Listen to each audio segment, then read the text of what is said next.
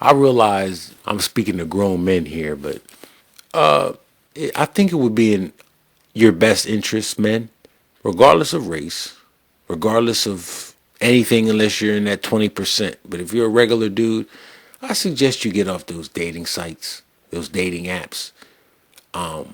Like you got your Instagrams. They're not dating sites. They're just, I don't know what they call them. I don't know.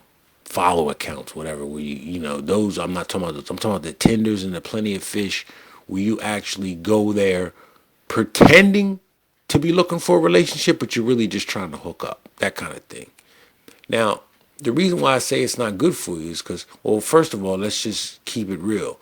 If you in that 80%, you're not going to get a lot of action from subpar women, is what they tell me. I've never been on the internet on a dating app trying to score a date like that. And whether you notice or not, fellas, the women don't want a guy who has to use a dating app in order to get women. They don't want him. They don't want him. They don't want him. They just want the attention because they're not getting it in the real world. Do you remember? I'm talking about old school people. Do you remember how stuck up good looking girls used to be? They used to just be stuck up for no reason. Just today, I saw a 350-pound Landwell, light skinned, overweight, not attractive, didn't look like she had money. I made the mistake of speaking to her. And it's like, I've spoke to way more attractive women and they smile and give me a nice hello. This bitch didn't say anything. And she's the type that would be swiping left on me on a dating site. But I wouldn't be so thirsty as to try to sleep with this woman. I mean, it's like a blessing and a curse at the same time. When I tell you, being 45 years old and the young boys that may be 30, Nodge thyself, you said you was 30. I think Rex 7 is about 30. Once y'all get to be around my age, man, 45 years old, and you got the knowledge that you got now, when there's only more knowledge for you to get in the next 15 years before you my age, you will be completely turned off by women. You will not lust for them. That's the one thing I do not do is I do not lust for these women. And did I? Oh yeah, I said they don't like dudes that be on them dating apps. Now I never got on a dating app, but I did frequent that Philly Raven up in Philly. One for the bulletin board, two for CB. No, what was it? One for the bulletin board, two for whatever it was. But you all know that Philly alibi. You would get on there and get some quick, easy ass. Now, what I often got when I was over there, why are you on the party line? This is how you know if the women on these dating sites or whatever, these chat lines, wherever we're going to waste our time. If a woman views you as a true, oh, I hate the term true alpha. I hate that term. But if she views you as somebody that shouldn't be having a hard time getting laid with these women, you need to check your behavior. Because seriously, you're probably like me, behaving in a way that's just not attractive to women, but you were told that this is how you were supposed to behave. So you bang your head against the wall because what you've been taught to do or what you thought would work is not working. And you keep doing it, keep running your head against the wall. So, that's the real issue right there.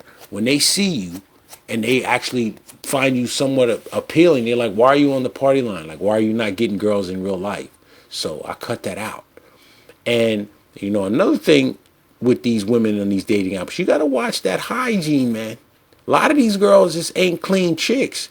Like what I used to do when I was with them. All right. Well, first of all, I was being used. Okay.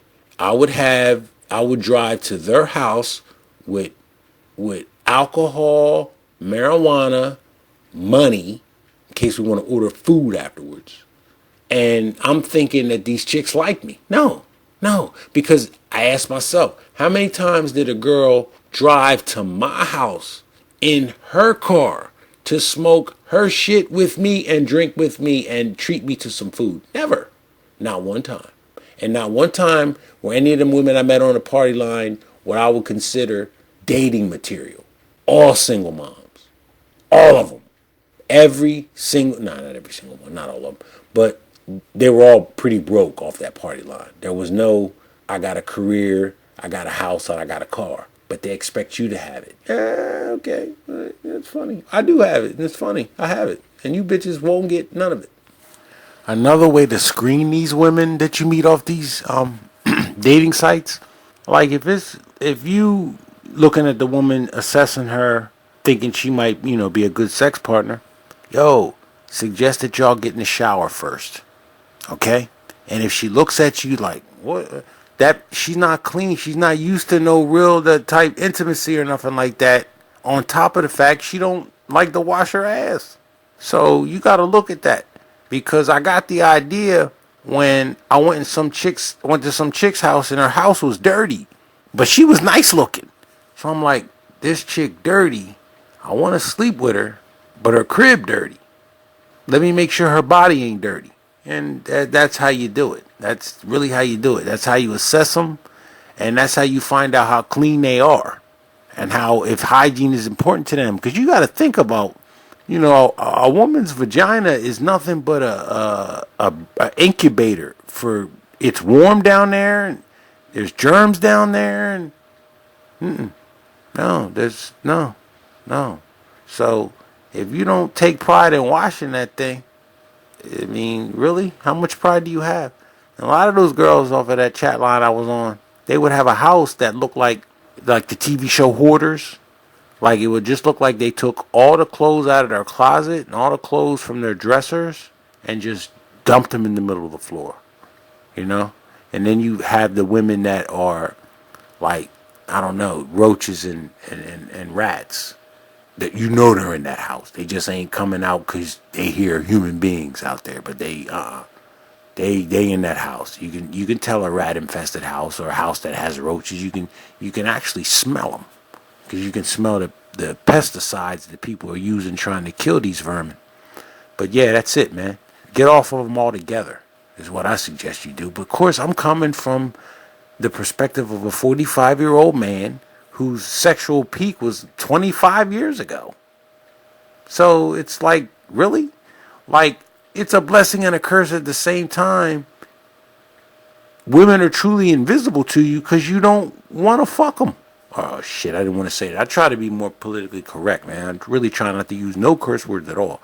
But if you're not interested in sleeping with the woman, there's no reason for... There's no reason to look at them. There's no reason to talk to them. There's no reason to say hello just to be nice. No. I guess I kind of do understand. No, I don't understand. Because I'm purposely not speaking to the women that I'm not attracted to. But if a woman that I wasn't attracted to spoke to me, I would speak back. I wouldn't engage in no lengthy conversation. I just wouldn't. Because I don't want nothing from this woman. Like there's a woman that goes to the YMCA that I go to that looks like Don Imus. I ain't talking about she looks like a female version of Don Imus. She looks like actual, maybe not Don Imus now because he's a little bit rotted, but she looked like Don Imus. She tries to talk, hey Trish, how you doing? I cut her off real fast, and like in order I avoid eye contact with her. It's because I don't want nothing from her, and nobody talks to her. Most people don't talk to me, but I'm still not going to talk to somebody that doesn't get talked to so they feel good about themselves. If I don't want anything from them, no, I'm not doing that. No. And, that woman had the nerve to tell me I was cute. I mean, it was flattering, but I didn't want to hear you're cute from Don Imus. I didn't want to hear that.